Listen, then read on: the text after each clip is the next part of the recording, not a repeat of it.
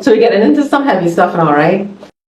What does it mean to be oppressed by evil spirits or possessed by evil spirits? And who could be oppressed and possessed? Meaning, could a Christian be possessed by evil spirits? Because plenty times, as a Christian, you hear, well, they open doors, they open these doors. What doors they opening? So that's the question. What exactly is oppressed and possessed? All right. So you're asking, what is the difference between the two? Yes. All right. So I am supposed to ask the question, answer the question, but can I ask you a question? Sure. What is your understanding or definition of oppressed? My understanding of oppressed is what you told me.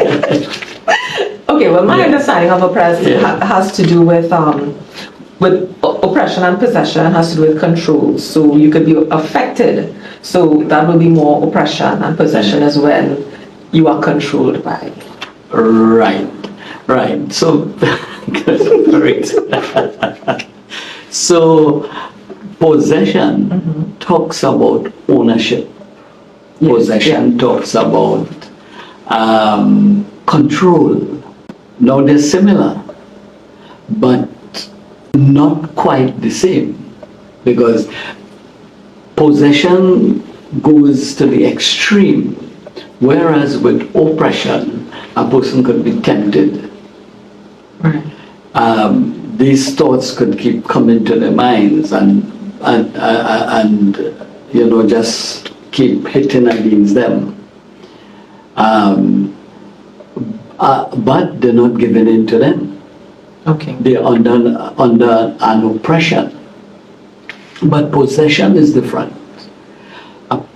If a person is possessed, let's say by a wicked one, that person is owned and controlled. Like the demoniac, for example, out in the grave, the cemetery, wherever it was, right? That person was possessed, driven by the wicked one. I mean, who would leave the good house, comfortable bed, to go and sleep in a, So you have to be out of your mind. You have to be driven to do things like that. Right. And to be driven to do something like that, you have to be under the control of another power, another spirit. So that is what possession is about. So it is somewhat like this. People in parts of the world, especially like in our climate here where it's very hot, you have, and it's hot right now. So we have a lot of termites, right? Much of these termites invade people's homes. You call in one of those treatment people. You call them into your house to spray the house. And they spray inside your house, they spray outside, they get to the ground, they spray the ground and whatever. But they don't ever spray the people that live in the house. The termite might possess the house, in a sense. And that is who you're spraying. But the people, the individuals, there's no need for them to be sprayed because, no termite is in them. And that is the same in believers. How can a believer be demon possessed when you have Christ on the inside of you? When the blood of Christ is in you, there's no room for a wicked one to come in again. Right. So a Christian cannot be demon possessed. Right.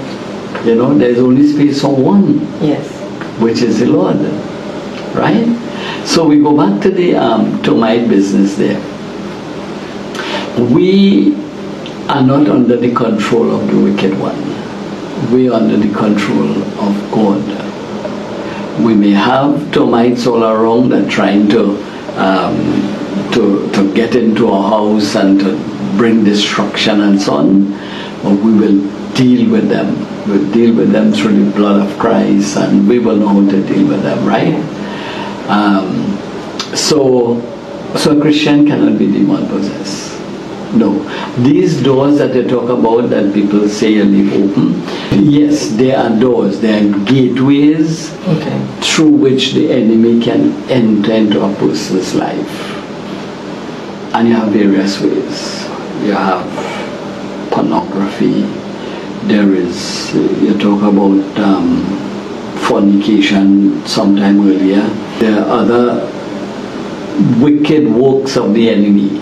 Right. That if we open up to those things, it's really like opening a door. It is like in your house, for example, you don't open up your house to everybody. A stranger come by, or maybe somebody just passing and they're asking for a little help. You don't know if that person, given the crime situation, if that might be a trick. Yeah. So you might go out to your gate and give the person whatever you have to give them. Open up your gate, Yeah. open up your door and let them in. Because the minute that you open up and let them in, you are letting whatever that person is in your house. And if Yeah. that person is a criminal, that person is likely to do damage to you. Yeah. Right? Mhm. So you keep the door shut, and only who you know are friends and what is favorable to you, you open up to. Yes. Right? You keep the enemies out, you bring friends and you welcome them.